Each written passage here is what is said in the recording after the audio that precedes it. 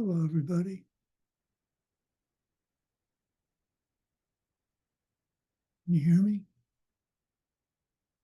Yeah, good morning. My computer's. There we go. Okay. Okay. Mike, you want to start us off with the mudra, please, with the mandala? Please make the mudra.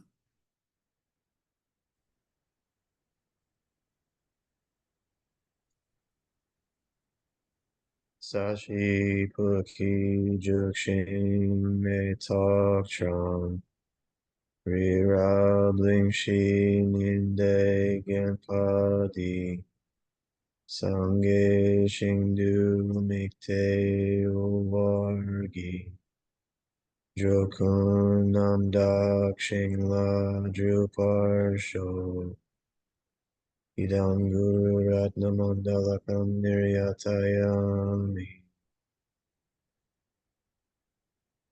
I go for refuge to the Buddha, compassion, knowledge, and strength, the Dharma, the enlightened side of truth, and the Sangha, the community of realized beings. From the virtuous merit I create from the practice of giving with the understanding of emptiness, moral discipline with the understanding of emptiness, patience with the understanding of emptiness, joyous effort with the understanding of emptiness, concentration, wisdom, may I attain the state of a Buddha for the benefit of all living beings. I go for refuge until I am enlightened to the Buddha, compassion, knowledge, and strength, the Dharma, the enlightened side of truth, and the Sangha, the community of realized beings. From the virtuous merit I create from the practice of giving with the understanding of emptiness, moral discipline with the understanding of emptiness, patience with the understanding of emptiness, joyous effort with the understanding of emptiness, concentration, wisdom, may I attain the state of a Buddha for the benefit of all living beings.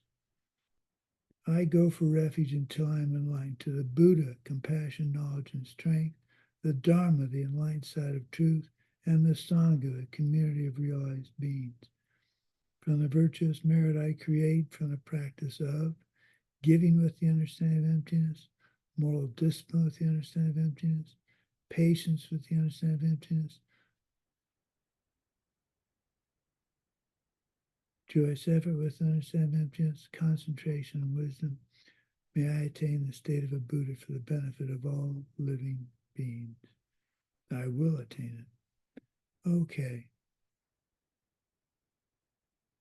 Rejoicing. Who's going to start with rejoicing? Oh, let me see. Let's start with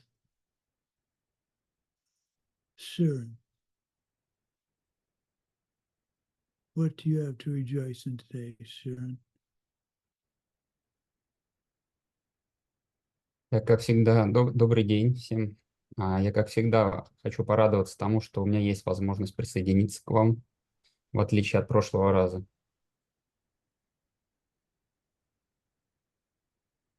Можете перевести?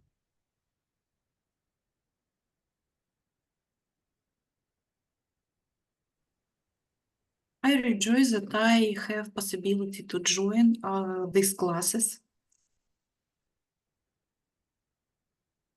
Okay, well, that's certainly a rejoiceable. Glad to have you here.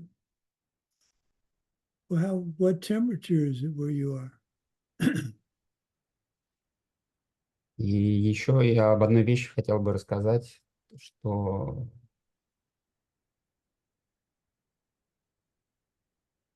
No, I don't hear it. я нахожусь недалеко от преподобного Сумати, поэтому температура сейчас у меня I am not far from you, Venerable Sumati, and the temperature, it's near 100 degrees Oh, wow. Fahrenheit, by Fahrenheit. Where are you? North Carolina, Charlotte. I didn't hear that. Non-Caroline, Charlotte, something like this. Maybe I don't. Carolina. Oh my gosh. Well, You're a little more humid than we are. But, well, good. North Carolina. Golly. Okay. Well, nothing. I hope you're enjoying the humid, hot weather. Okay, Mike, what do you have to rejoice in? И еще раз я могу говорить, да, еще? Окей. Да, да. То есть у меня обычно я чувствую в течение дня какое-то беспокойство по разным причинам, по работе. Usually I feel me troubling according my job, my family, and not so far. I was driving and saw big tree construction, and all cars are going around this construction, and I decided to back. I take this piece of wood and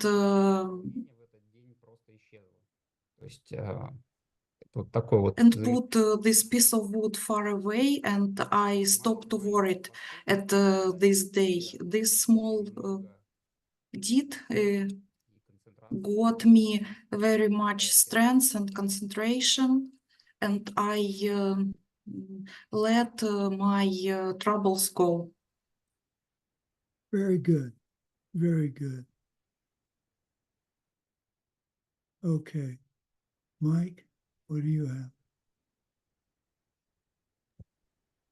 I was hoping you didn't call on me because I've been trying to think of something to rejoice about.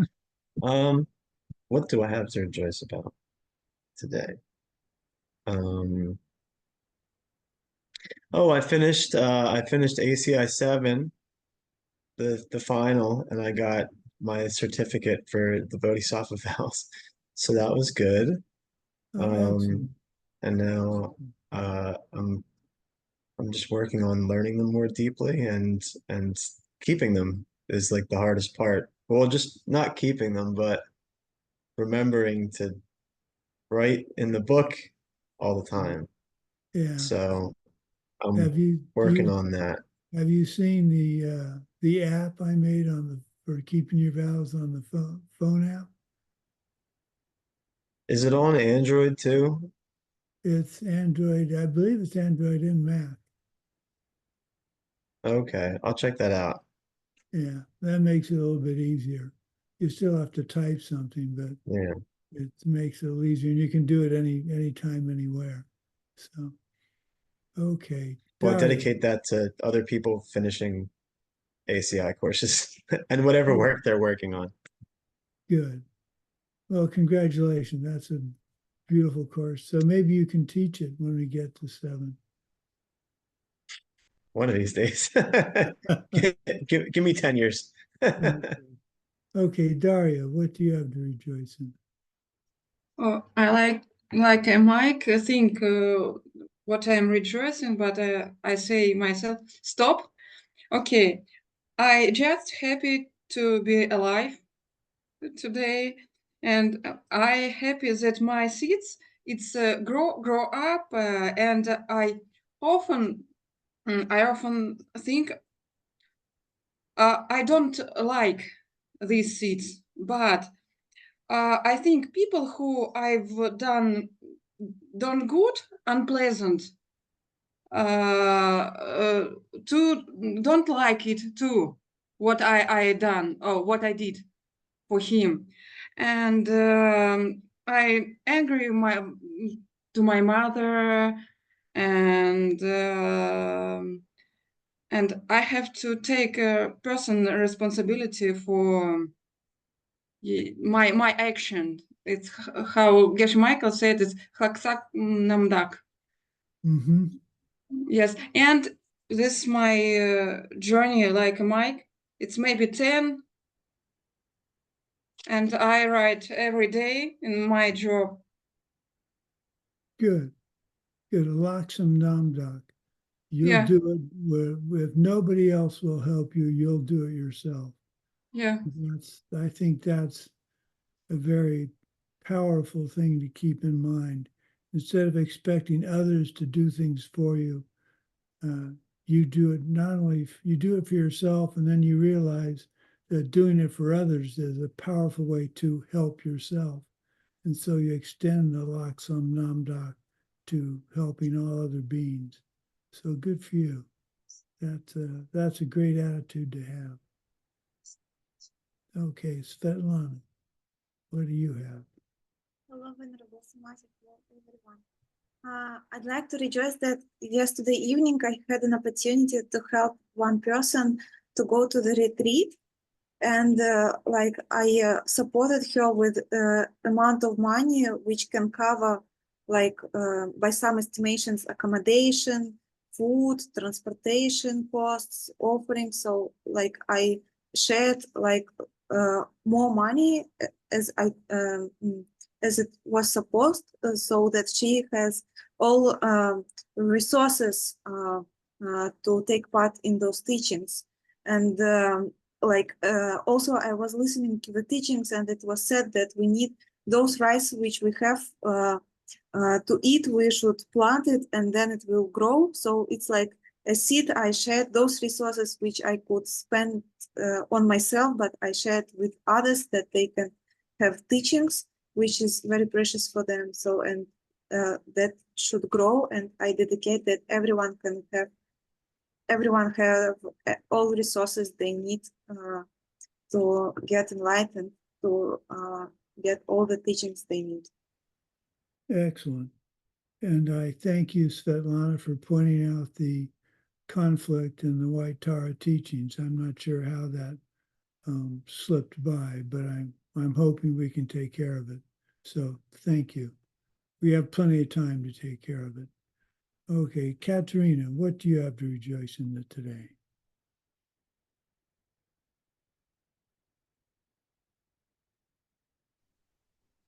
Hello, everyone. Спасибо. Поможете мне, пожалуйста, с переводом? Я рада тому, что съездила в родной город, повидалась с родителями. I'm glad that I visited my native town.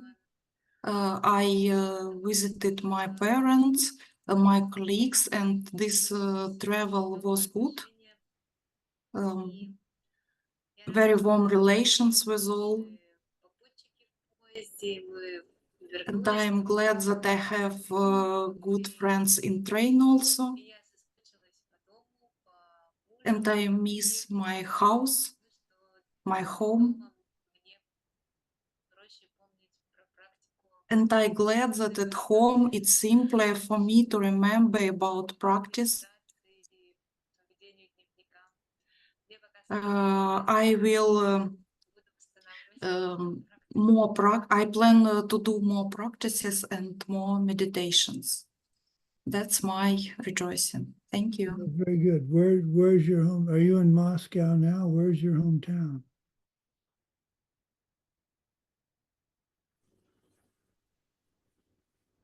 Now I live in Moscow, but my hometown is Burma.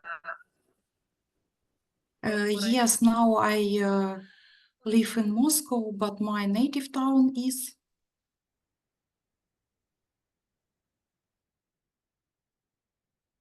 I'm sorry, what's your native town again? Пермь, это на Урале. It's in the north of Russia, Perm, native town of Katerina. Well, I'm glad you had a nice visit with your family. It's always good to renew relationships, and I'm really pleased that that triggered more further work on your practice. That's what we're aiming for. Very good. Okay. Who's next? I'm sorry. Is it Alona? Alona? Yeah. Добрый вечер всем участникам. Добрый вечер, дорогой Лама Сумати. Hello everyone, hello dear Lama Sumati, and today I have some points to be glad. And the first one, today one more person, it's a woman, met these teachings. I was on countryside, nature, and I told her about a pen, and this instrument can explain everything what happens in our lives. And the second one,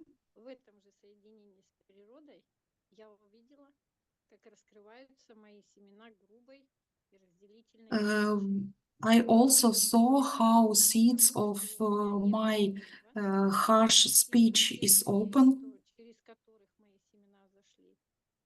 and I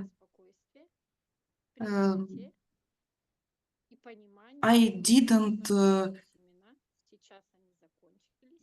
argue with people, and I was glad that my seeds are opened, and I take an antidote, the soft speech, and I did it. And the third one, today I was able to find shoes for my dad. He has a specific food, and it was difficult, but I did it and sent him this pair of shoes. Oh, And also,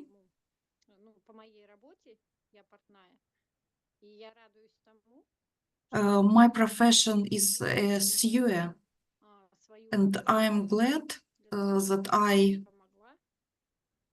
ask my karmic partner to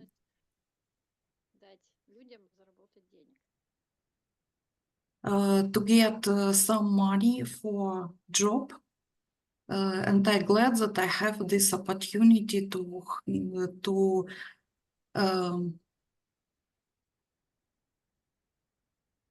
propose a job for my friend. so what's your job again? I didn't catch that. Or it's or maybe just a moment. It's maybe me.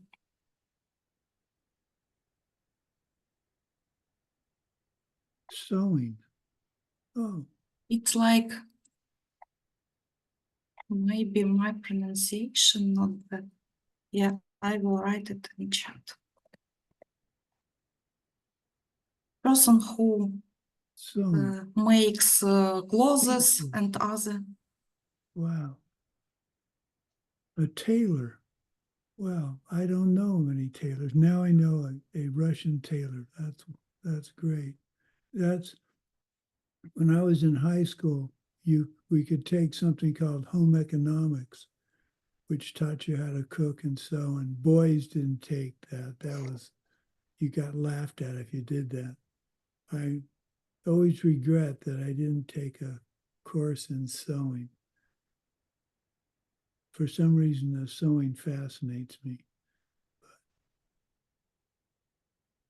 But, oh, anyway, my wife made me a pair of pants slacks that I really liked. And I ripped them on a piece of lab equipment and was very upset. And she didn't make any, she never made me another pair of pants. So I guess that was my fault for ripping them.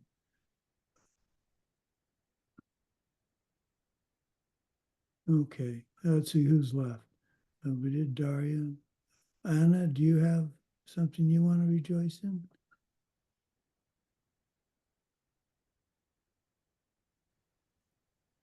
Hello, Venerable Sumati. Hello, everyone. About my rejoicing.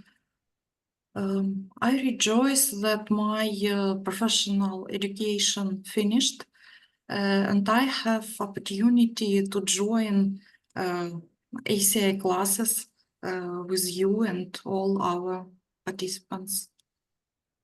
What's your profession that you've completed? Oh, I'm a business analyst. Oh, It was So- some technical education. oh, well, congratulations. I hope the economy brightens for everybody. I hope so. Okay, Evgeny, Thank you. didn't want to miss Evgeny. What do you have to rejoice in?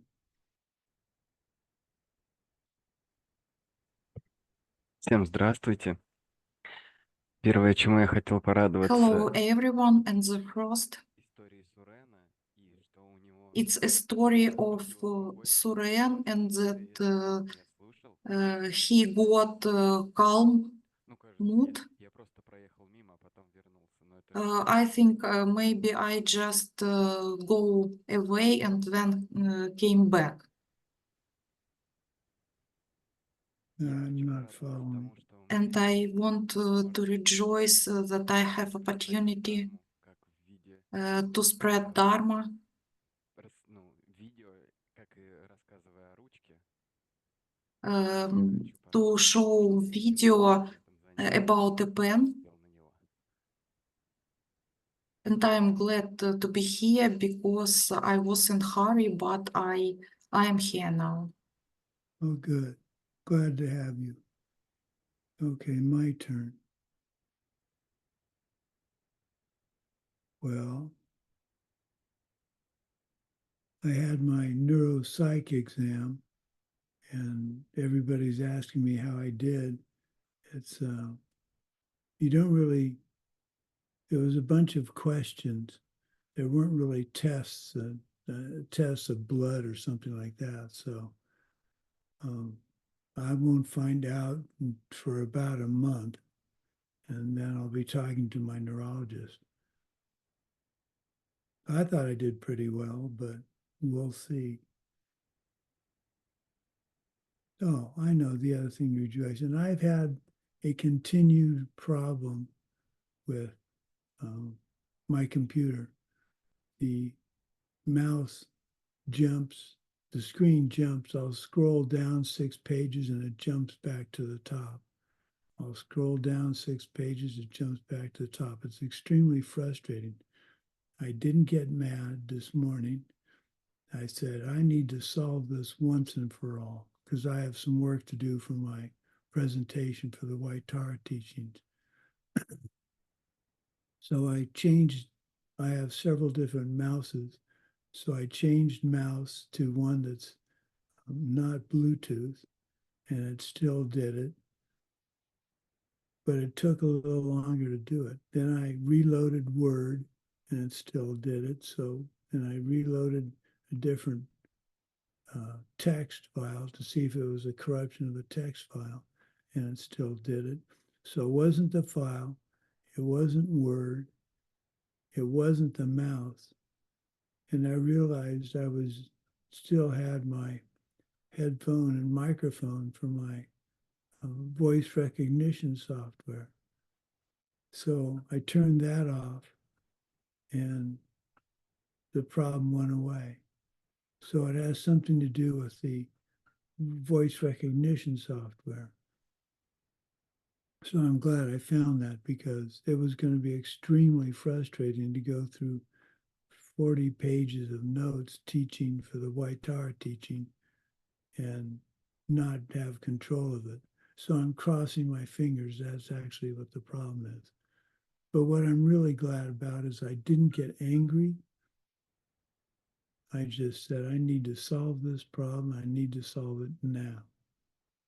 So I thought it's easy to get frustrated between my tremor and I find when I get anxious, my tremor gets worse. So that was good. Okay.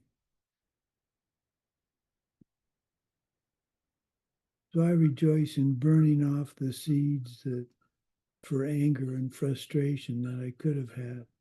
And I'm purifying it in large doses.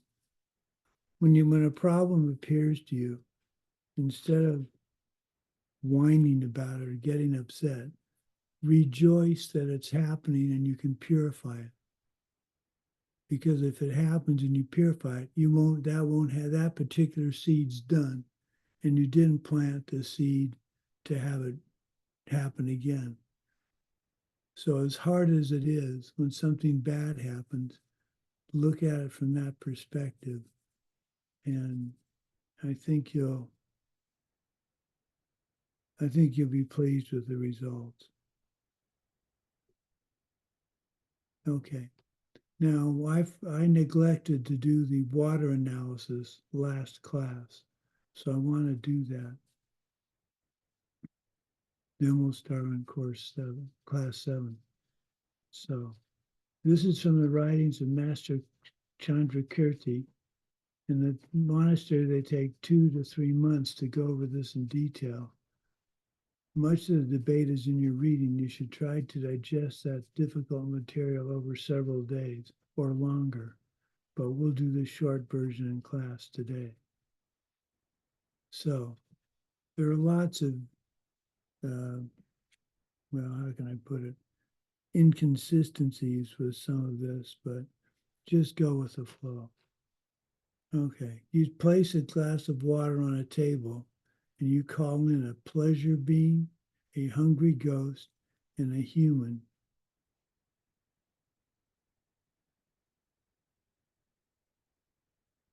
They see nectar, the human, you.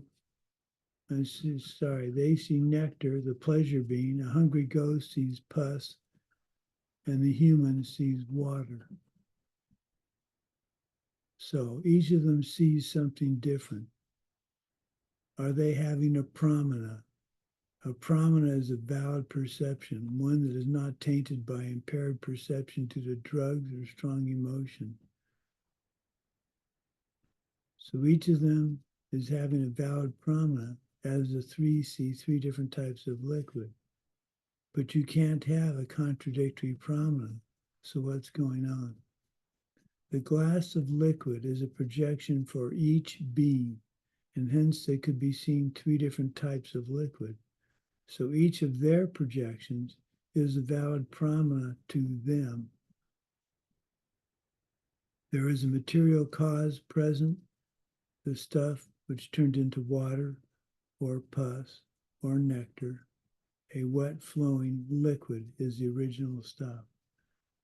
There are contributing factors, and in this case, each being's karma, which leads them to see as they do. A hungry ghost sees a liquid as something pleasant from a distance, but then when he or she gets close to it, it turns into something disgusting. The pleasure being would see a liquid as ambrosia or nectar, very delectable. And in this case, the human sees it as water. If only one being was looking at the liquid, the material gods and contributing factors would make it only one thing. This has to be, since one object, the liquid, can't be 3 different things at the same time. The 3 beings are each seeing a different part of the liquid simultaneously. So however many types of beings are looking at the liquid, their contributing factors, their karma, make the liquid in having that many different parts.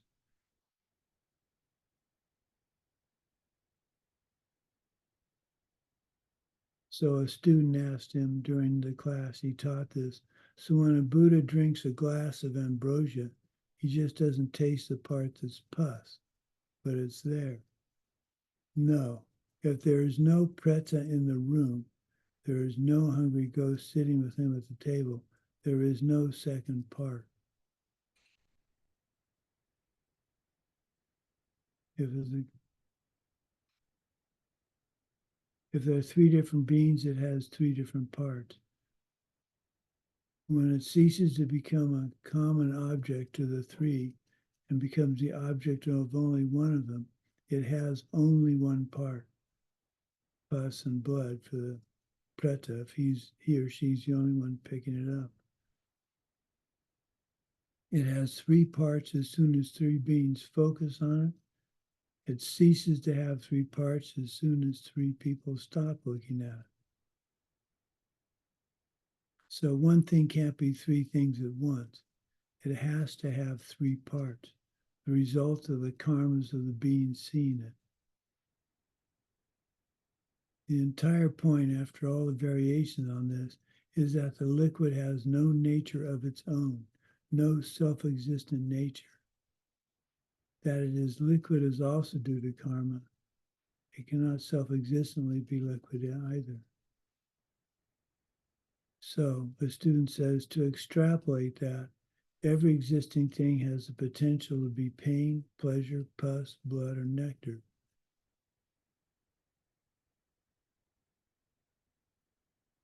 It sounds like anything could be anything. It just depends on your perception of it.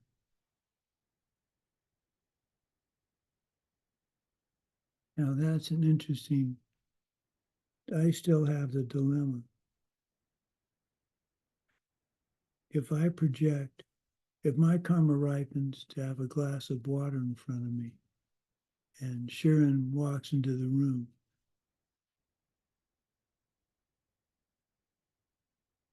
how does he perceive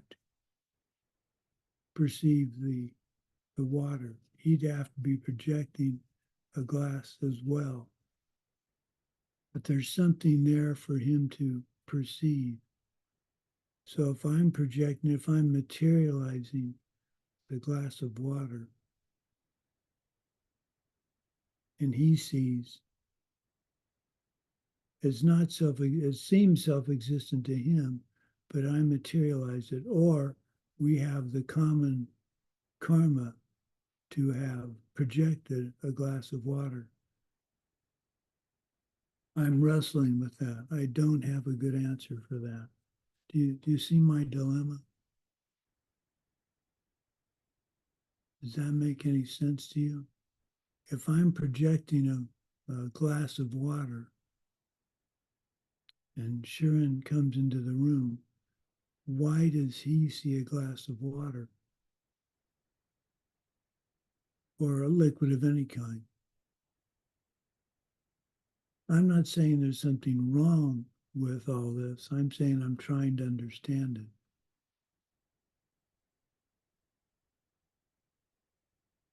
Svetlana, do you have some?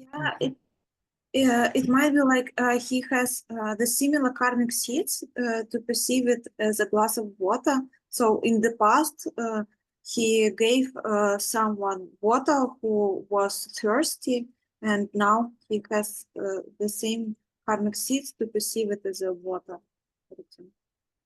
Right, but my question is,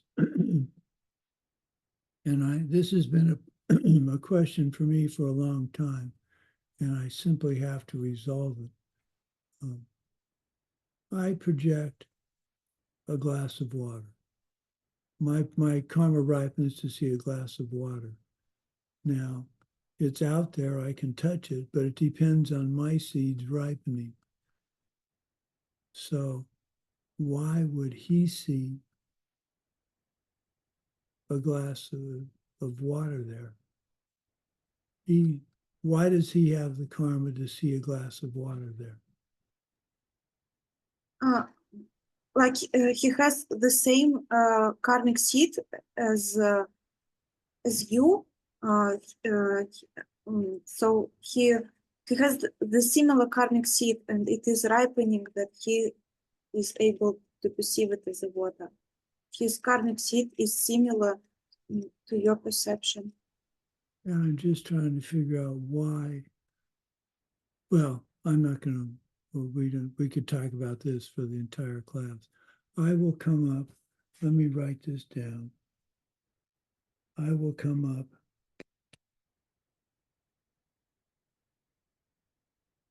glance of water. I will come up with an answer to this and we'll discuss it next class. So speaking of next class, we had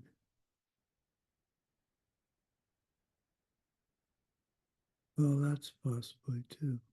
We were going to have our review course on the, let's see, 11th of July, but that's during a teaching I'm going to be giving.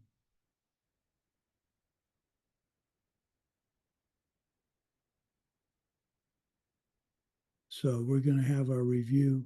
The course 11 will, the review for class 11 will be on the same day as course class 10. So Svetlana, if you could let everybody know that's how we're going to do it, I'd appreciate it. Okay, so back to the water analysis.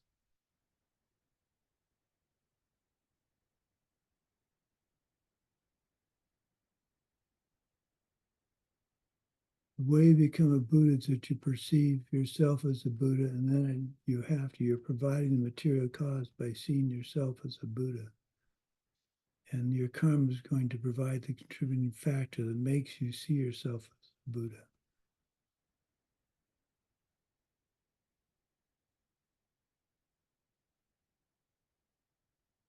So the point of the water analysis is each being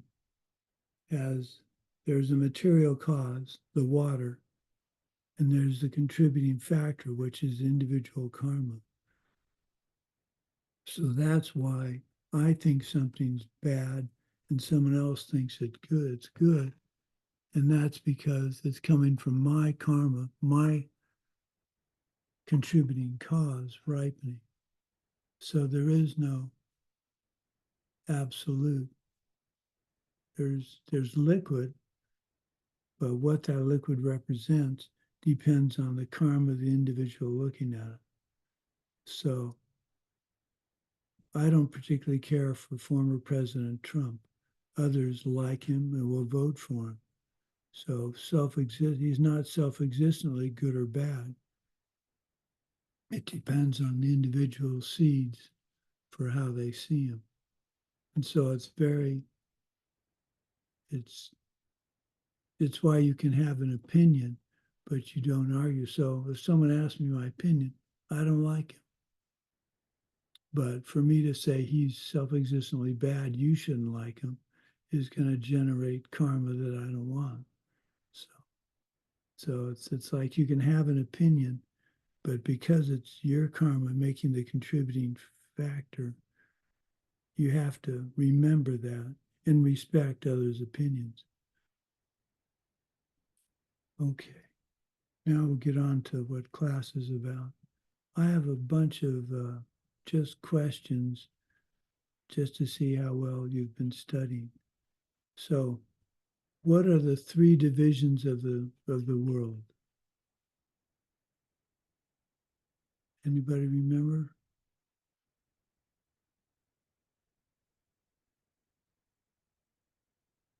I'll give you a hint. One of them is the desire realm. Okay. The other two are form and formless realms. Which of the realms are we in? Desire? The desire realm. Why do we call it the desire realm? Go ahead. Because the main concerns we have are about food and sex. Right. It's all about desire.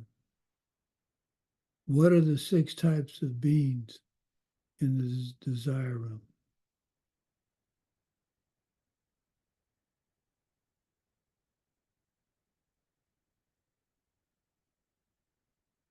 There's hell being, hungry ghost, animal, human, pleasure beings, and semi-gods. 6, and if you count Bardo beans, that's 7. I just thought I'd throw that in there. Often you hear that the desire realm is the best realm to be born in. Why is the desire realm, with all its complications and temptations, why is it the best realm to be born in? Go ahead, Svetlana.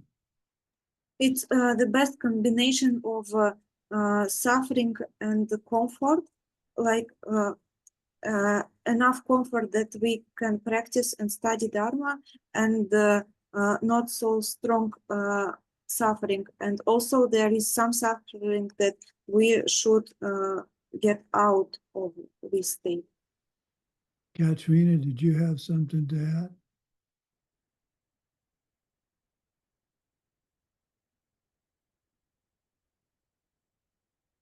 I guess not.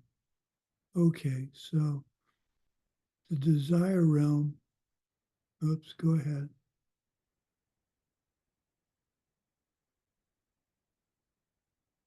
Katrina, did you have something to add about the desire realm?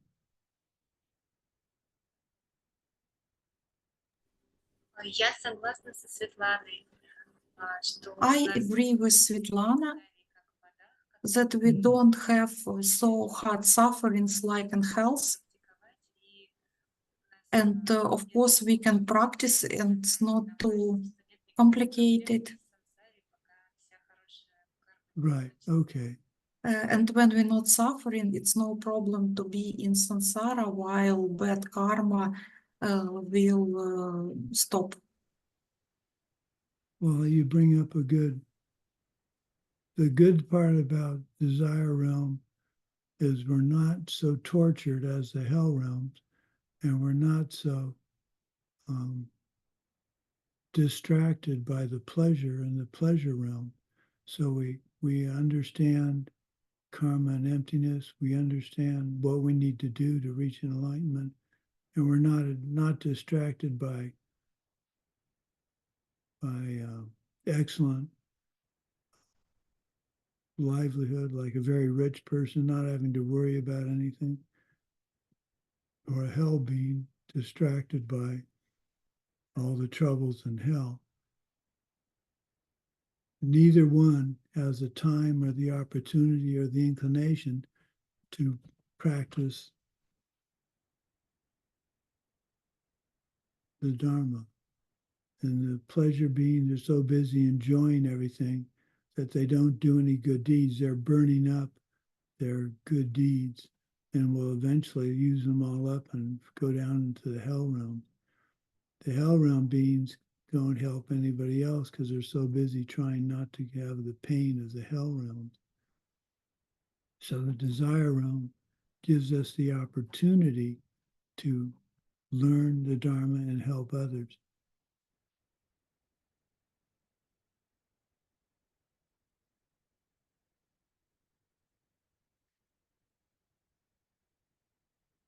So now we're going to talk about the subject of black and white karma. It's called black karma because its essence is black and the result is black. Essence refers to mental afflictions, the movement of the mind that causes suffering.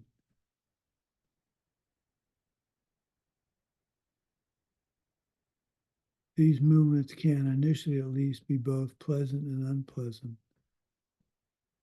Now, I've talked about this before. I think, well, how can I put this?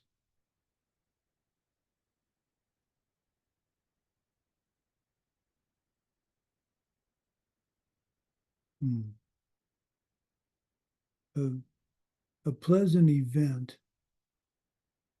can turn into an unpleasant event. If you're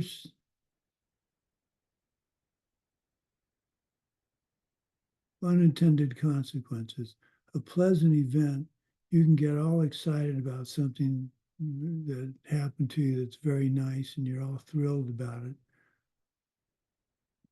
but then you don't do something, you do something or don't do something because of how pleasant it is, and it turns into a bad result. Okay, here's an example. You're celebrating a promotion at work, and you go out to a bar and you drink.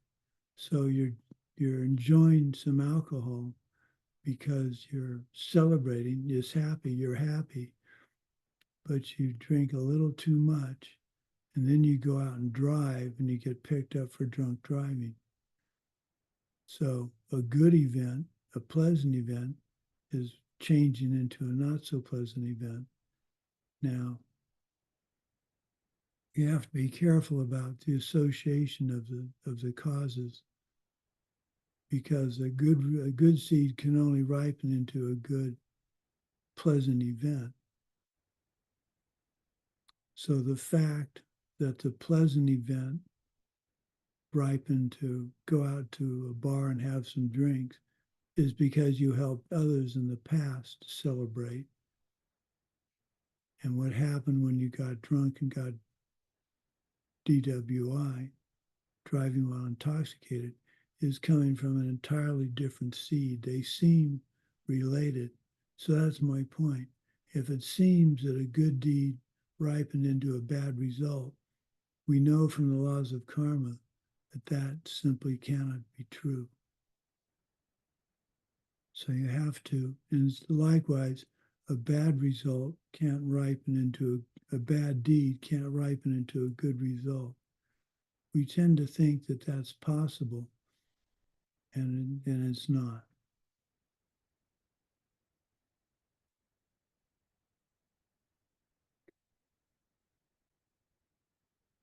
Black karma, the result is black because it's a type of karma that causes suffering when it ripens. Black karma is collected in the desire realm and is non-virtuous. White karma refers to karma of the form realm, not the desire realm. It is ripening only. Its essence is white because they have only the third type of suffering. The only suffering there's one suffering that happens in the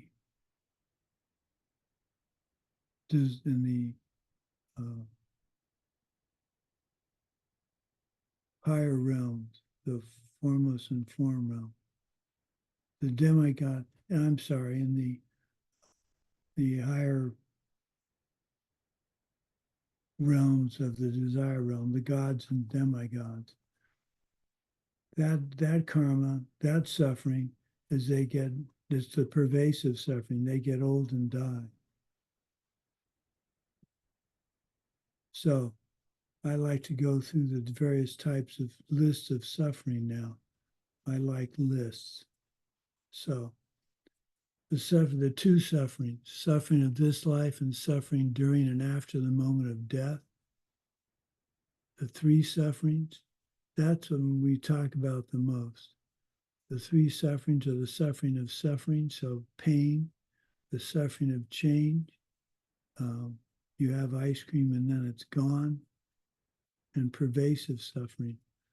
Now, pervasive suffering is usually taught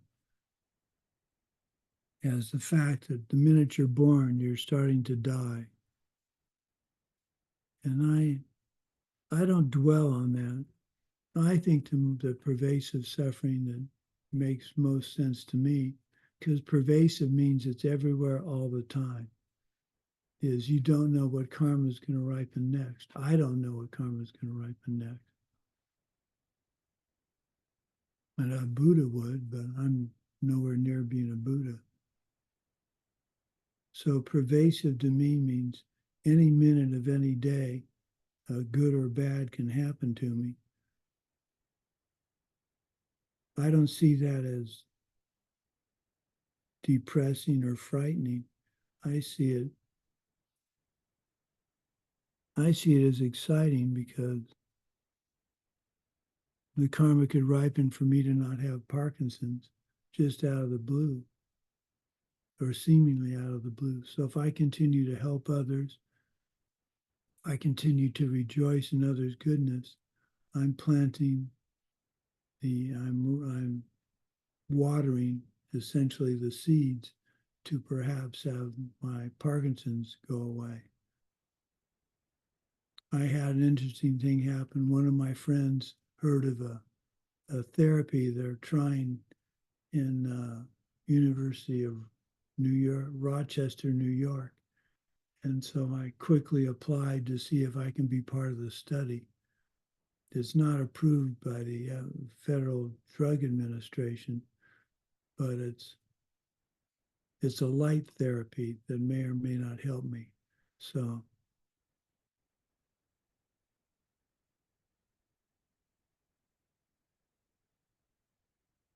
that's something to rejoice in. Okay. The four sufferings, birth, old age, sickness, and death. The order is important in number 4. You're born, you get old. When you get old, you get sickness is more difficult, and then there's death. Number 6, the 6 sufferings, nothing is fixed. You're never satisfied. You shed your body over and over. Only your mind comes with you when you die. You're reborn again and again in samsara. There's the high and the low, and then there's no companion when you die. All the friends you have can't come with you. Only your karma comes with you. The 8 sufferings, being born, getting old, getting sick, and dying. Number 5, encountering things we don't like, losing things we do like, trying to get things we want but cannot have, and taking on the mind and body and other parts which must suffer. Then there are the 10 sufferings of the human realm. This is basically what it means to be human. The suffering of hunger and thirst. The body decays gradually. There's seemingly nothing we can do about it. You're always being separated from the things you love, especially people. Things you don't want to happen to you happen. You can't get the things you want. That's number 5. Things you don't want to happen come to you unexpectedly. You have to take birth, get old, get sick, and die.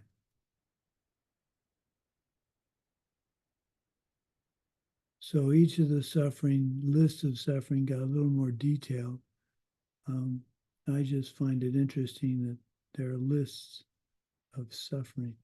We tend to think of, like I said, we tend to think of the 3 sufferings and ignore the others. So there's black karma, there's white karma, then there's mixed karma. Its essence is black since it's in the desire realm and we're still suffering as we do the karma. The result is white since it's a virtuous karma, it must be pleasant.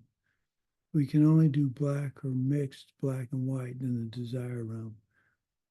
It's also called dirty good karma. You hear Geshe Michael speaking of dirty good karma.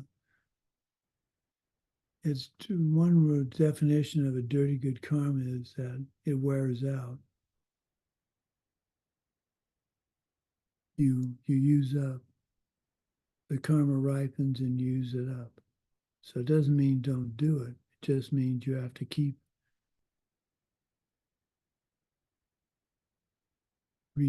reinvigorating your good karma. Just like you're trying to burn off the bad karma with purification, you're trying to perpetuate the good karma by continuing to do good deeds.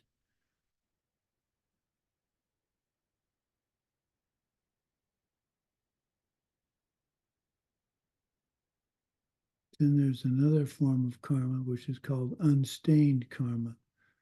Unstained karma doesn't have a black or white result, but functions to remove bad karma. The direct perception of emptiness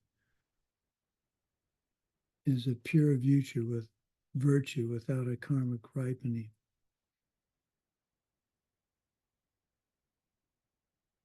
So then students asked Geshe Michael about Buddhas and karma. Geshe Michael said that since karma is a movement of the mind, and the Buddhas have movement of the mind, they must be creating new karma, but not much is mentioned about Buddhas collecting karma. And I think that's because Buddhas collect merit, but I'm not sure about it.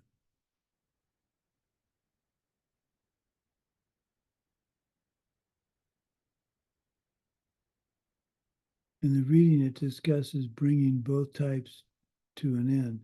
Why you would want to bring white karma to an end is a good question. It may be the fact you want to bring the ignorance of white karma in the desire room to an end.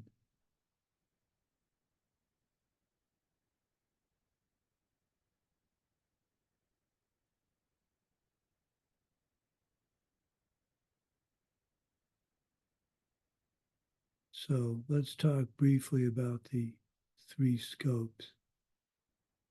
You've heard about the three scopes and the three vehicles. There are really only two vehicles. So what are the three scopes?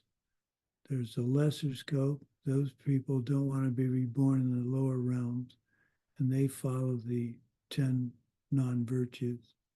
They try to do the 10 virtues. The medium scope doesn't want to be reborn in samsara. They follow the wheel of life or the four Arya truths. And the greater scope wants to get self and all others out of samsara. So the greater scope has the lesser and medium scope thought process in theirs. A medium scope person has finished black and white karma. You're not interested in collecting a karma that will give you good result in samsara because you want out of samsara.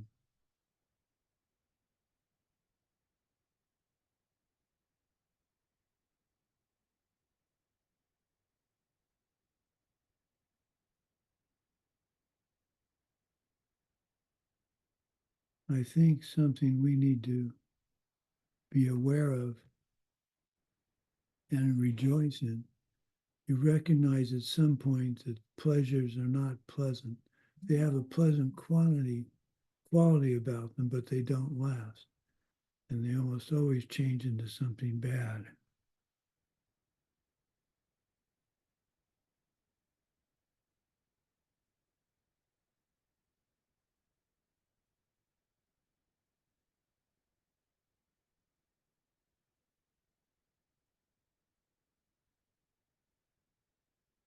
You don't want to get rid of the white karma until you see it still causes you suffering.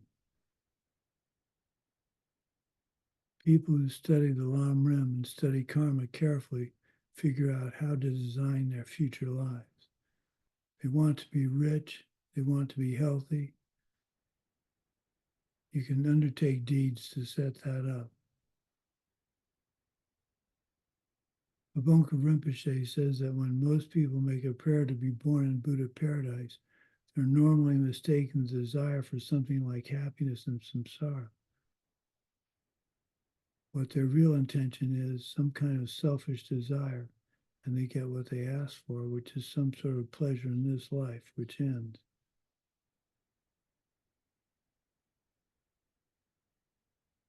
There are two ways to remove your desire for this life. It's not until you get old and you kind of give up. You meet the people, they get into a certain age and they give up on this life. A compelling desire for this life, which will be the driving force for our next rebirth, can be removed in two ways. In the worldly path, you get into deep meditation and move up from the desire realm into the form and formless realms. You move through the four levels of each realm, Your mind in meditation become progressively more subtle. You don't stop at having direct perception of emptiness. You go past that level and you get into this very pleasurable level in the form realm, which is not what we want to do.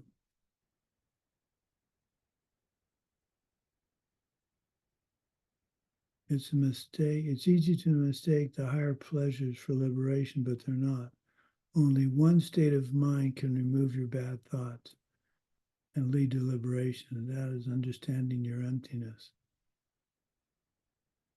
The path which is beyond the world, you don't give up the desire realm or the form realm because you're moving into higher levels of meditation. You give it up because you understand its emptiness. You remove your desire for an object because you understand its emptiness.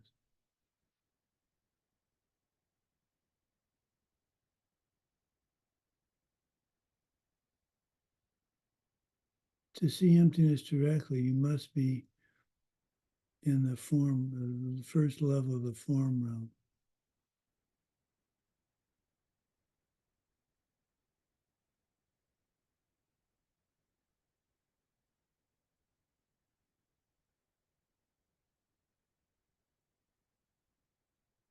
Okay, I'm just looking here to see what else I want to say.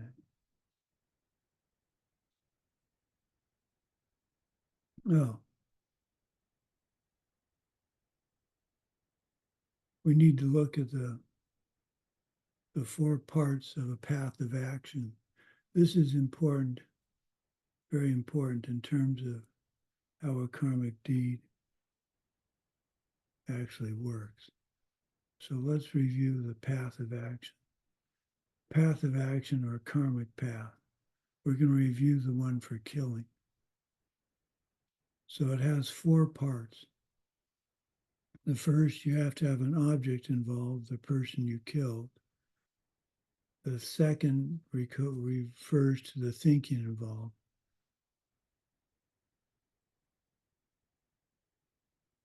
Your intention and motivation. Did you kill with premeditated anger or accidentally while trying to help someone? Then there's correct identification. Is the person you killed the one intended?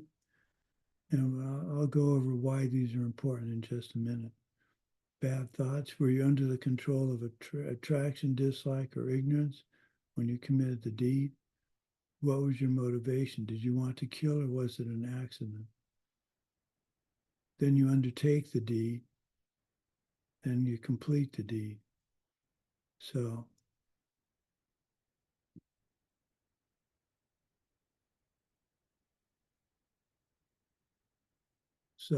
if you want to get, how can I put this?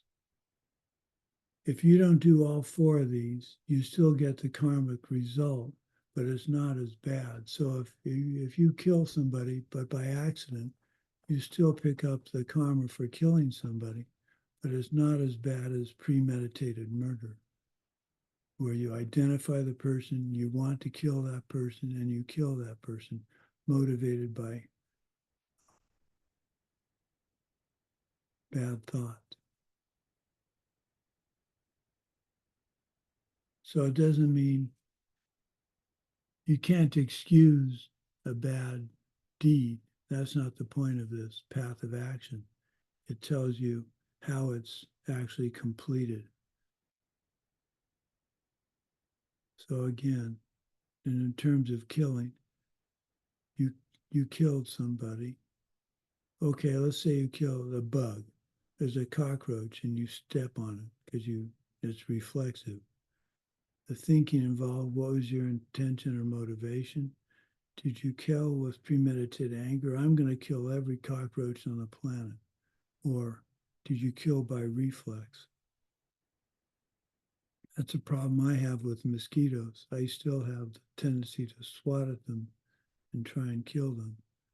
I try very hard not to, but my habitual response is to swat at them. So the thinking involved is the bug I killed, the one I intended to. Yep, I intended to kill the cockroach that's there in front of me.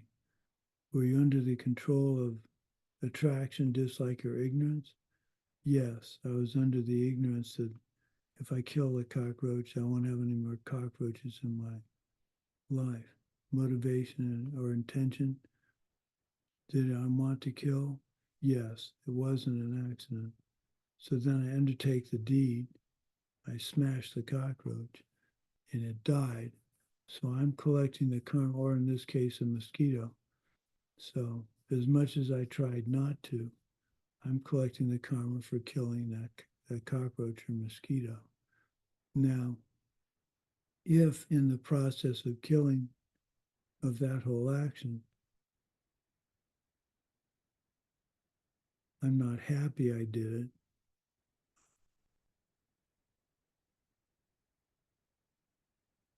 find that I was ignorant of doing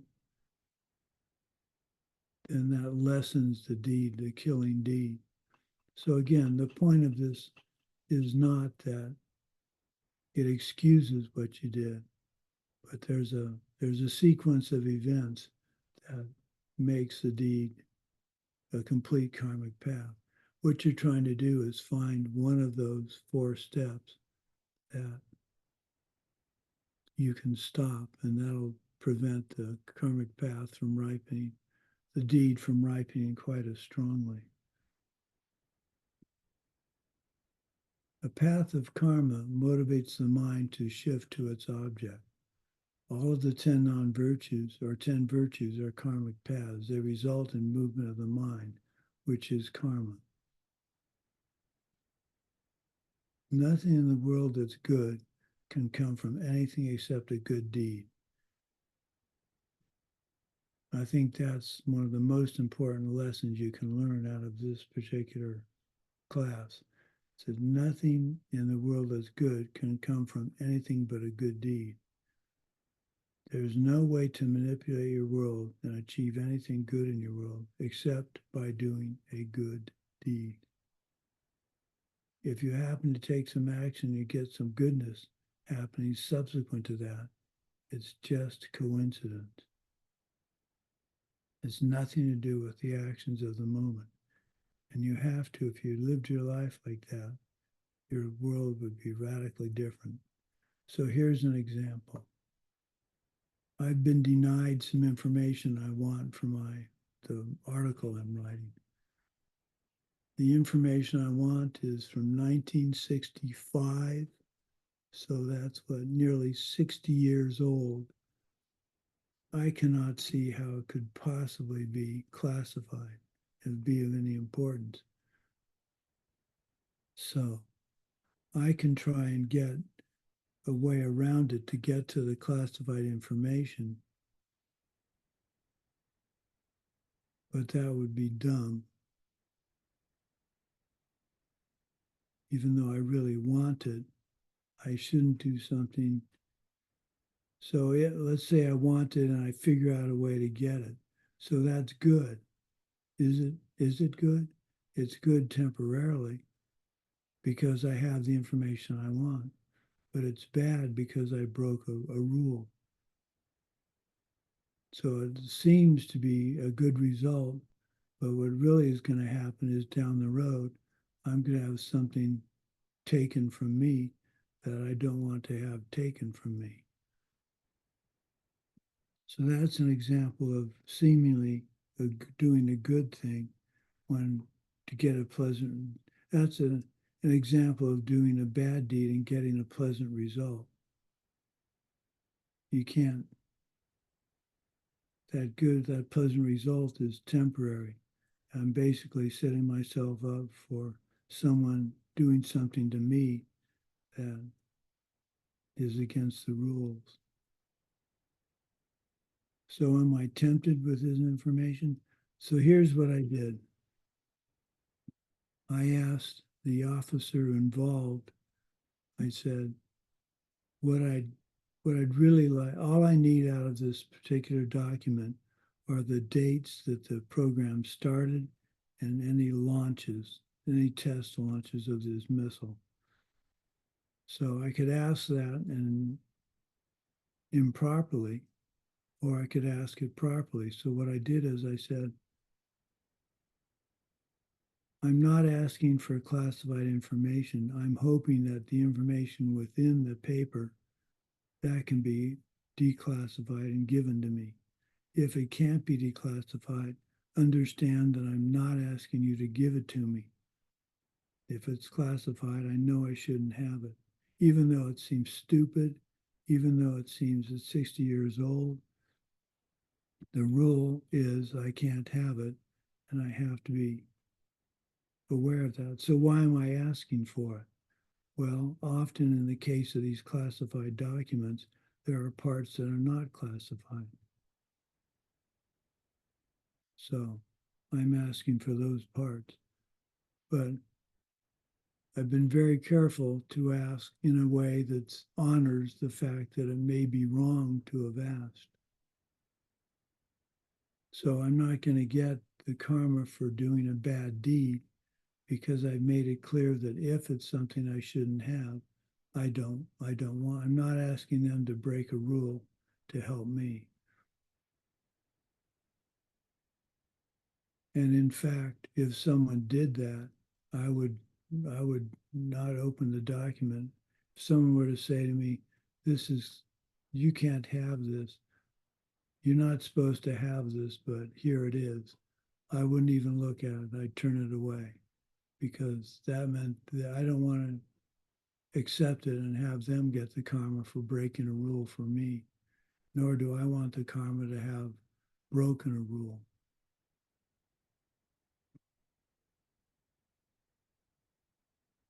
So that's where we need to focus our attention on the how and the why. I've used the how and the why before with my Parkinson's. So I'll just describe that one more time. The how I have Parkinson's is the worldly aspect. I used a pesticide. I used chemicals I shouldn't have. Well, I used chemicals that I needed to use, and that caused me the injury to my brain. That's the how. That's the worldly example. The why, the most important part, the why is because I have Parkinson's because I inconvenienced other people. And how can I really describe that? If everybody used benzene or methylene chloride or chloroform or alcohol to extract material from plants, if that was the reason I got Parkinson's, everybody who uses those chemicals should get Parkinson's, and they don't. I have very good friends that worked in the same lab I did and don't have Parkinson's. So why do I have Parkinson's? I have Parkinson's because in the past I inconvenienced other people. I frustrated other people. And that's ripening now for me to be frustrated and inconvenienced by Parkinson's. So did the use of those chemicals cause my Parkinson's? Yes, because that was, how can I put this? My karma ripened to be that those chemicals caused the damage to my brain. They didn't self-existently cause the damage. My karma ripened to have them cause the damage.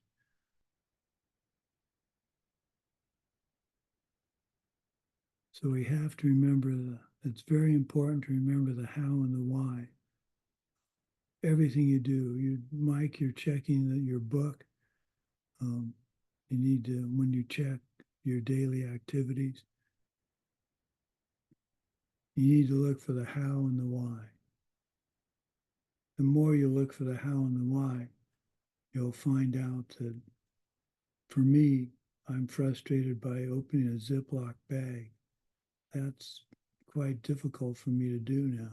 A Ziploc bag, the kid, a 6-year-old can open a Ziploc bag, but I'm having trouble doing that because of an inconvenience I made for somebody down a long time ago. So yes, the chemicals damaged my brain, but the ripening of that damage as Parkinson's came from specifically inconvenience and frustrating other people. Now, for someone who's Parkinson's doesn't have that effect in their life, and they have other things they did that caused them to have Parkinson's.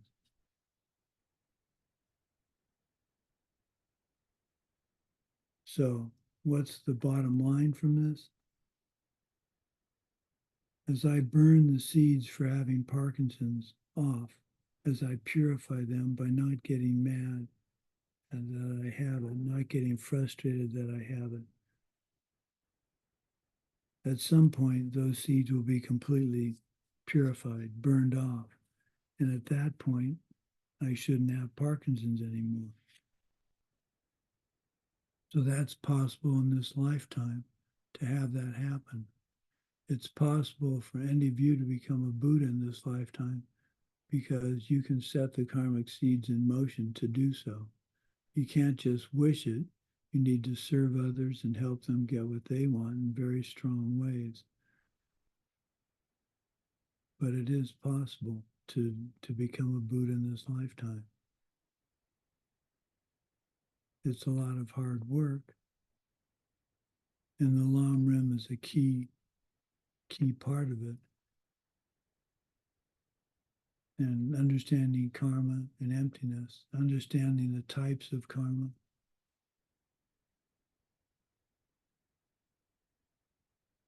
Geshe Michael has an example. They took their dogs to the vet for a flea bath. Apparently it would remove the fleas.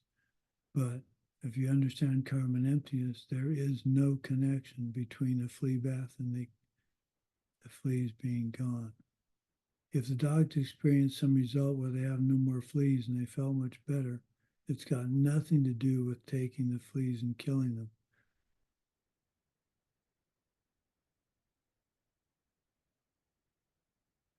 It had everything to do with if I see the dog not having fleas anymore, having helped somebody get rid of a problem that was causing them pain and suffering.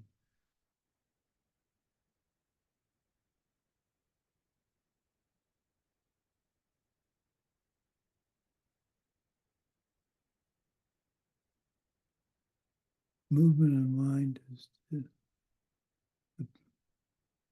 movement of the mind is distinct from anger, distinct from love, or distinct from the attachment, etc. There are two mental functions that are separate. The list of 10 bad deeds are not a list of 10 bad karmas. The last 3 are not karmas, they're paths of action. The first 7 are both path of action and karmas. So that's something we need to cook.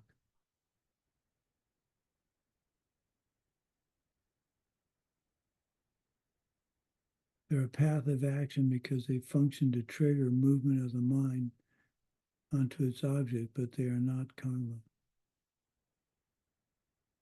The 3 mental bad deeds of life, which are craving, ill will, and wrong view, they're a path of action because they trigger the movement of the mind onto its object, but they are not a karma.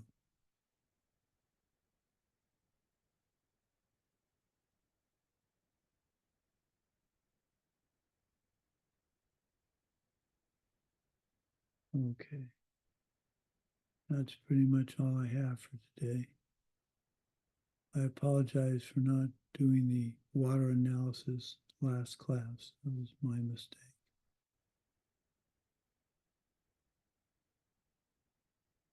Okay, let's dedicate.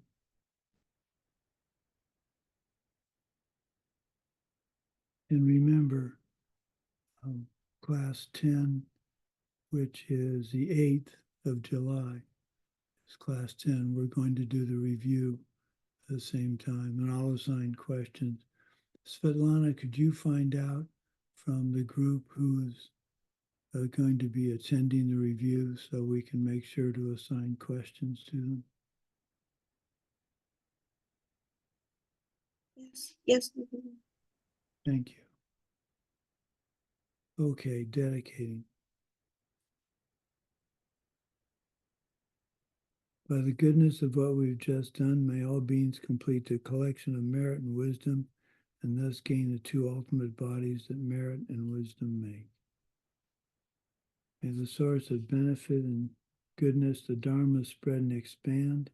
May the beings upholding the Dharma have excellent health.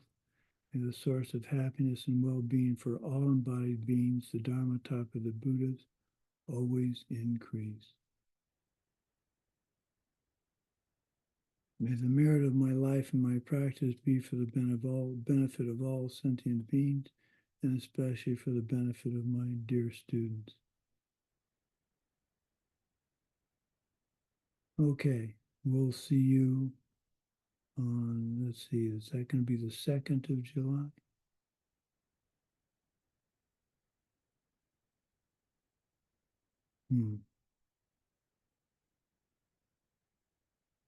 No, that'll be the 1st. Okay, so I'll see you Tuesday. Have a good weekend. And Sharon, keep cool in North Carolina. Are you going to school? Do you teach there?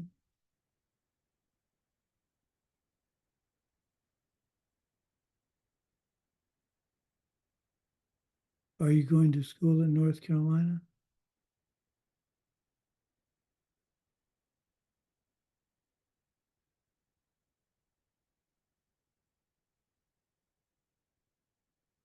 Oh, okay. It's me. Yeah. No, I'm working in North Uh, Carolina. I have family, daughter and son. What's your job? How'd you get to North Carolina?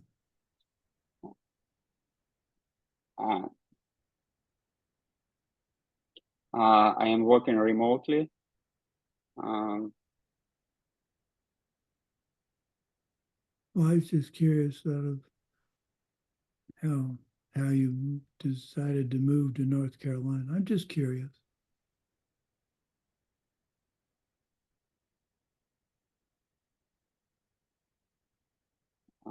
It's because war between Russia and Ukraine. Well, I hope that, I wish I could figure out a karmic. I've been struggling, my wife and I have been struggling to how we can develop the karma to see that war resolved. And I just can't. Well, the only way to do it is to burn off the seeds for killing and to establish the seeds for respecting others' beliefs and desires. It's a tough one. Okay, everybody, we'll see you all on Tuesday and we'll go from there. Thank you for attending class, and we will see you on Tuesday. Bye-bye. Thank you so much.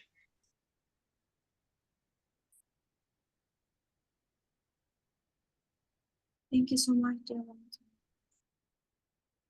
Thank you. Thank you, Venerable Sumati, and everyone.